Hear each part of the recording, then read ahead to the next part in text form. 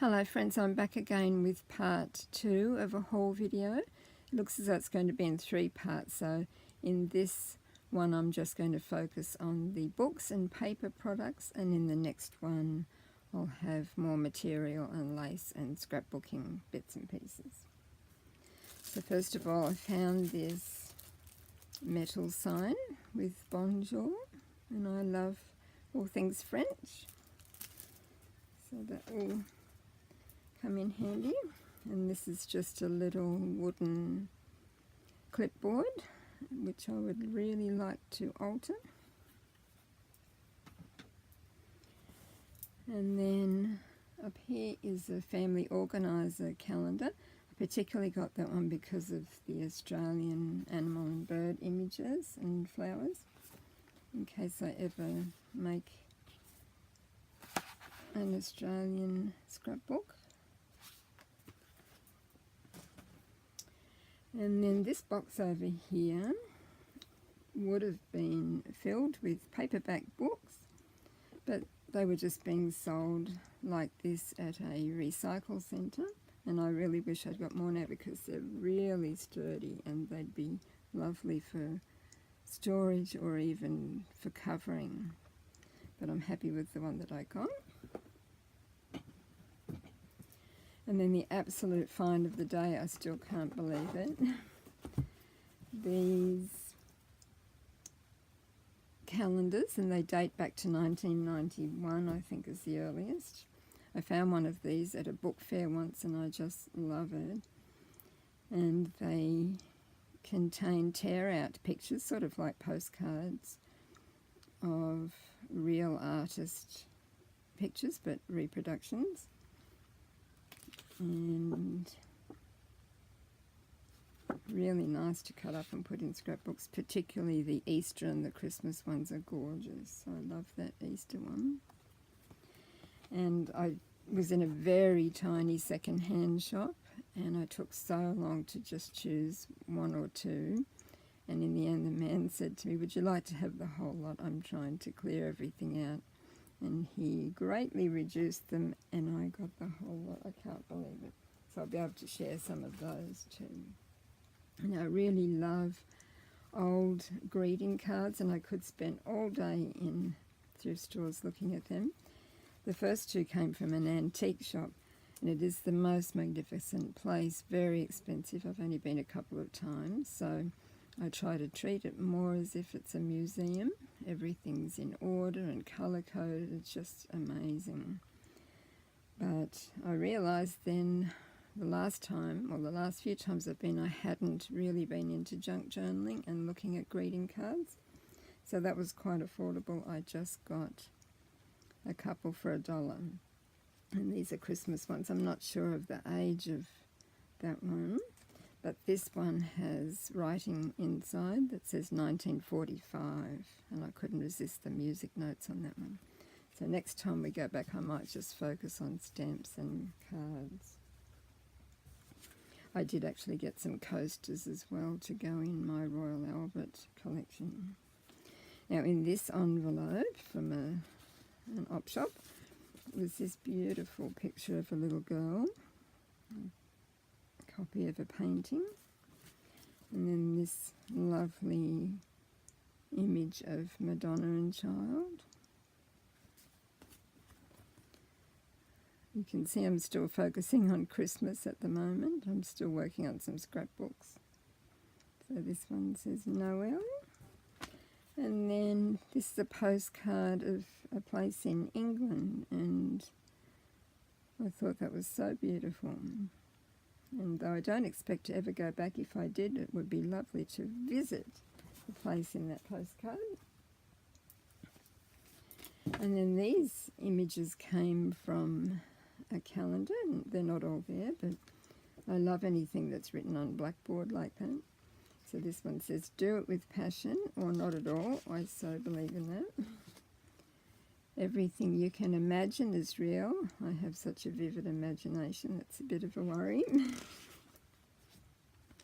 Live, love, laugh. Dream big and enjoy the little things. Create the future. Life is better when you're laughing, and pass it on. So they'll be really good in scrapbooks, or to maybe laminate and put up on the wall somewhere. And this I could have included in my baby and child haul. This is a Tale of Peter Rabbit jigsaw puzzle, all complete. I think that's beautiful. I love puzzles, big and small, and I don't mind if they're children's ones. Now this also was an amazing find, and junk journalists out there will know why I was so excited. There were 4 orange manila folders when I will use the cardboard, but inside them was all sorts of calligraphy paper. And so there's grids and paper that's been hand ruled, and there's still some with writing and ink, and so it's an absolute treasure trove, and they would be really nice tea dyed as well. So I can't wait to look through each and every one of those. These are fold-up cardboard envelopes, and they're all scored and everything, ready to go. And they're a nice linen sort of paper. And now for the books, we are going to a book fair soon. We go twice a year, so I really shouldn't have been bringing home any books, but these were irresistible. And also everywhere we went on the weekend, the prices were further marked down, I suppose, because it's New Year and they're trying to clear up everything. Now this book is The World's Best Fairy Tales. It's a Reader's Digest book, but it has lovely coloured images. So I think that one is, it's probably Snow White, I think. So there's quite a lot of those pictures in there. So this Little Red Riding Hood, just beautiful. This is a teddy bear magazine, and that one I would intend to cut up the pictures if I can. I know not everybody can cope with this cutting up old books, but if they're already damaged, it's good to be able to save something from them. These magazines I've looked for at book fairs before and not found them, and they're the Golden Hands series. And I know my mum used to have some of those. I didn't find any in her belongings, but they also have beautiful vintage images in them. I just saw one that was cool for Halloween. And also instructions on how to craft, if you can find enough hours in the day to craft. Now this little picture book I couldn't resist, because we're going to have another baby in the family this year, and I've got some more exciting news after that still to come. So there'll be another grandchild, and I'll keep you updated about all of that. So I couldn't resist Little Rabbit's new baby. The pictures are beautiful in there. I love children's picture books. I always wished I could have written one of my own. Maybe one day I will. This is a scrapbook magazine that I haven't seen for a long time. It's an American one that I used to find really hard to get, so that'd be good to have a look through. And then this is a book called Playing with Paper, and this would have been very expensive because it actually is a book, not a magazine. I remember they were more like $20 originally, and it was $1 in with the magazine section. And this is a hard-covered book on scrapbooking childhood memories. I'm looking forward to going through that. A fairy sticker book, and I had a look through, and it looks as though it's complete, so I might wait and do that with my little granddaughter. It's got some beautiful stickers that you could use in scrapbooking as well, or journals. And then more fairies. This is Flower Fairies of the Summer, a Celebration.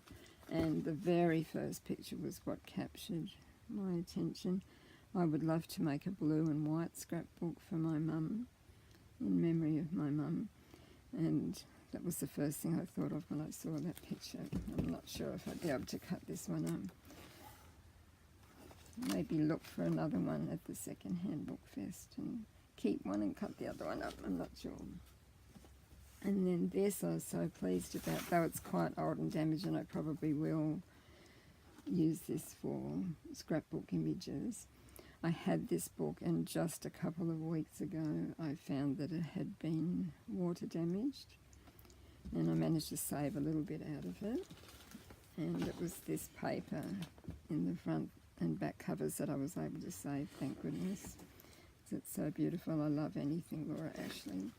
But the inside of this is actually pretty good condition, and I love the way that it's pink and green for the instructions, my two favourite colours together. So I'll do what I can to, oh, just look at that. That's my kind of decorating. Wow. So thanks for tuning in, and I'll be back again later with part 3. Thanks for watching.